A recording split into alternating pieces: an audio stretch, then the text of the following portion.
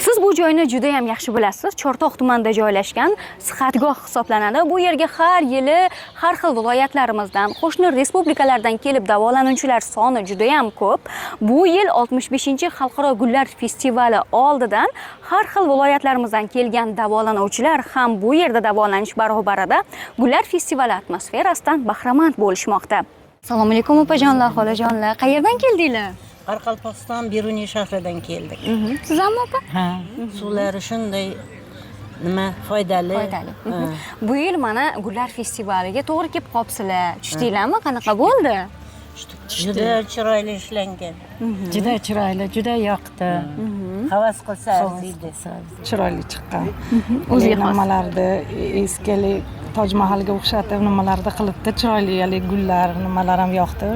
O'ta did bilan bezalgan, chiroyli. Yoqdi, masalan, menga birinchi marta keldim, yo'q. Shu 5-da kelishim kerak edi, lekin gullar festivalini mo'ljallab 20-da keldim va bordik. Siz gullar festivaliga to'g'rilab keldingizmi? Qaranglar, qanaqa yaxshi. Endi bog'ni mana sayr qildingiz. Chortoqni ramziga ham ko'zingiz tushgan bo'lsa kerak, to'g'rimi? Qanaqa chiqibdi? Juda chiroyli chiqqan. O'zi Chortoq suvlarini ichib turamiz, magazinlardan va shishali suvlarini ichib turamiz. Maketi qanaqa chiqibdi? Maketiga gap yo'q. Haqiqiyga o'xshaydi. Sinfdoshlar bilan imенно mana shu gul sayliga kelganmiz-da. Yana qachon olib borasan deb yotdilar ham. Ular festivalni kutishadi, tezroq boshlansin. Juda maza qiladi o'tganlar. Necha kun turdinglar? 2 kun. 2 kun aylandinglarmi festivalda? 2 kun polni o'sha yerda bo'ldik biz.